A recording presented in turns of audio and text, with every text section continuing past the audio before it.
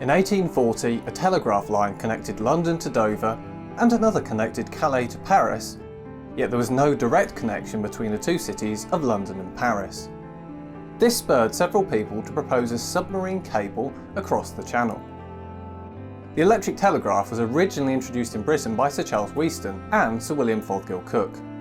In 1837 they gave its first public demonstration with a successful transmission along a telegraph running from Euston to Camden station. Initially the telegraph had been limited to overland use because rubber broke down when submerged for a length of time.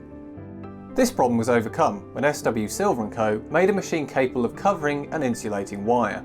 Submarine telegraphy became a reality. Two brothers, Jacob and John Watkins Brett, took over Cooke and Wheatstone's project.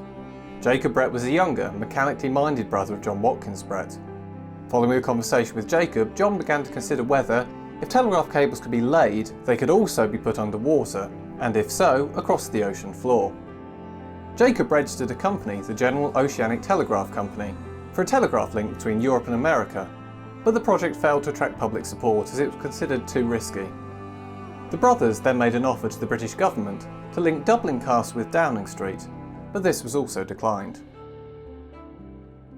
In 1847, Jacob patented an electric printing telegraph, which was demonstrated at Buckingham Palace on the command of Prince Albert.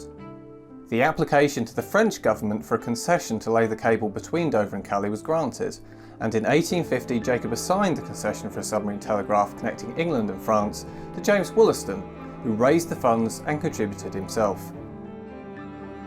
The Submarine Telegraph Company was established by John Brett and other investors. The company would acquire Jacob's patent for the electric printing telegraph, but the success of their 1850 attempt was short-lived. A year later, Jacob proposed a route for an Atlantic telegraph, and an improved cable by Thomas Crampton was laid by the Brett Brothers Electric Telegraph Company. It opened to the public in November 1851, and in 1853 Jacob became an associate of the Institute of Civil Engineers. The telegraph cable that connected England with France was as much a physical feat of engineering as it was a symbolic connection of peace. Britain had been at war with France since the end of the 18th century, culminating in the battle against Napoleon at Waterloo, only 36 years previously. The laying of the telegraph cable was an event uniting two historically warring nations by mutual cooperation and advances in communications technology.